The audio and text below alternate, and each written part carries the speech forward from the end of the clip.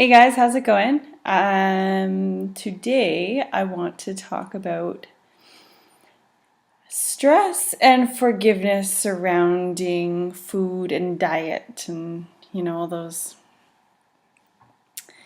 things we do when no one else is around. Um,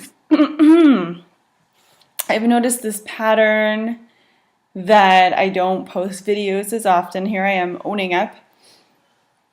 I know what my ideal is. And I know when I get tired at night, when I get sleepy, and then I kind of get my second wind and I'm running on, adrenaline and stressing out my adrenals, I crave a lot of salty foods. So last night was one of those nights where I ate some stuff that is very much less than ideal. And I'm owning up to that. And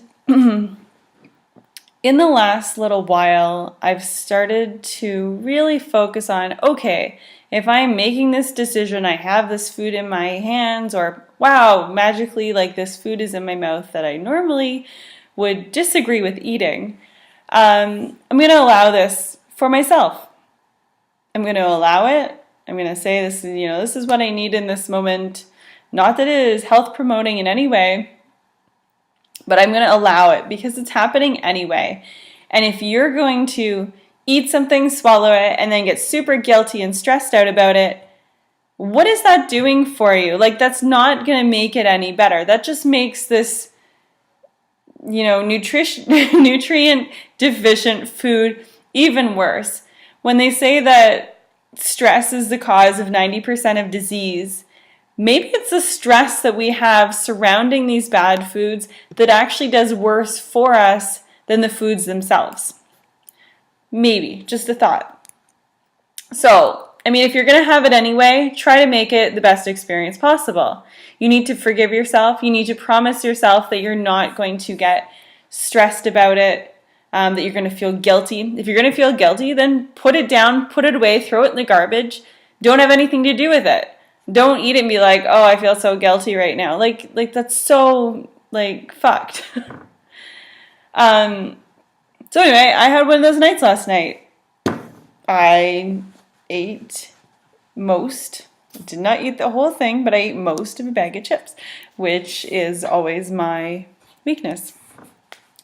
So constantly on a journey to, I know that craving salt is an adrenal thing, and if you're on the right path with lifestyle and diet, then all of the things in your body fix themselves.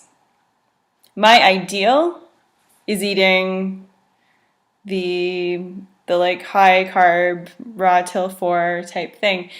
And in the summer, maybe a lot of raw days, but right now that is my ideal. And most days I can get there. And I've noticed this relationship between staying up. So I feel like I'm getting cut off at the top here.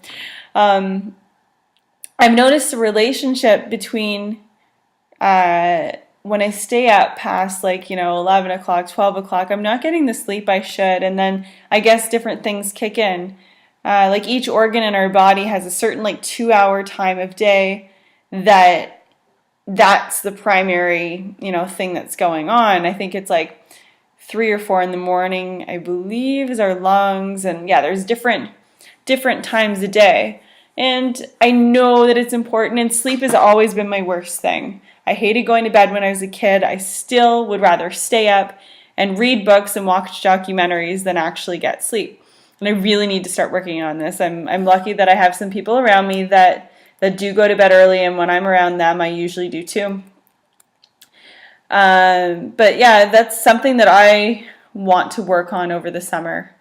It was amazing when I was in Hawaii in January 2013.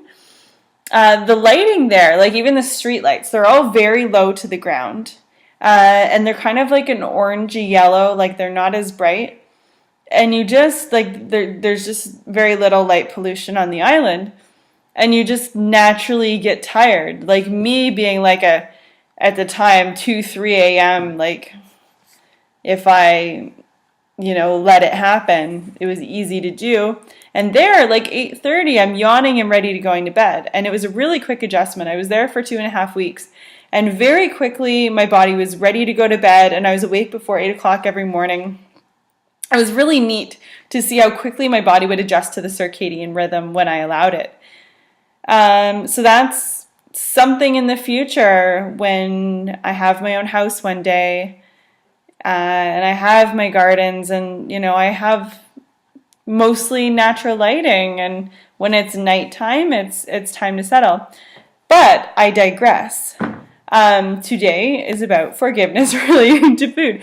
So if you find yourself that whatever kind of diet you're eating, I'm not going to judge you. All I am going to do is share what has worked for me. Again, I've promised you guys that I will tell my full story, and I'm getting that ready. Once I hit 500 subscribers, you guys will get my full story. I've tried a lot of stuff, and what I'm doing right now, it's not just because there's some good-looking people doing it, and there's a lot of YouTubers doing it. That's really helped me find out about it.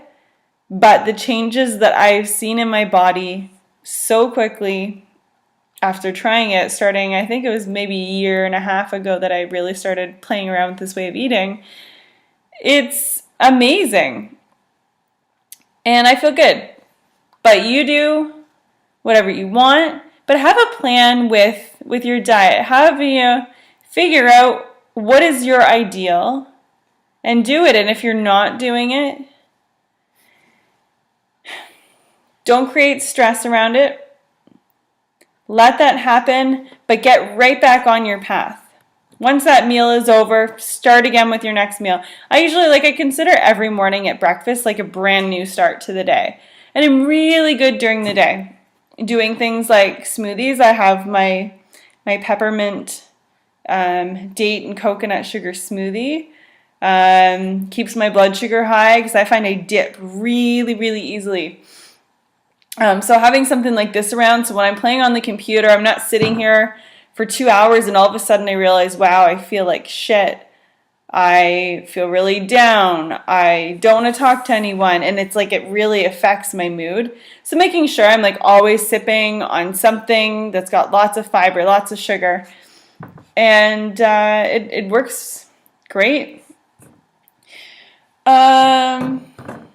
Yeah, so that's kind of my message for today, and owning up to what I've done. And maybe if I have to tell you guys every time I eat something I shouldn't, then maybe I won't do it as often. I'm really it's full-fledged summer here now, and I really want to make the most of it. I'm going to do everything in my power to get to bed before 11 o'clock. Around 11 o'clock tonight. I work until 9:30, so I'll be home at 10. Before midnight. Definitely before midnight. Between 11 and 12, bed. And that's I think, the greatest thing. If I can work on my sleep, that's going to help with my late night eating. It's going to make a big difference. So that's my message for today. If you're eating bad stuff, do not stress around it, but don't make that your new reality. It's if it's happening, let it happen, then get back on whatever your wagon is. And if you like this video, don't forget to like it, and let me know what you would like me to talk about, because right now I'm kind of pressing play and just sharing whatever pops into my head. Right now it was that. And I'll talk to you soon. Bye, guys.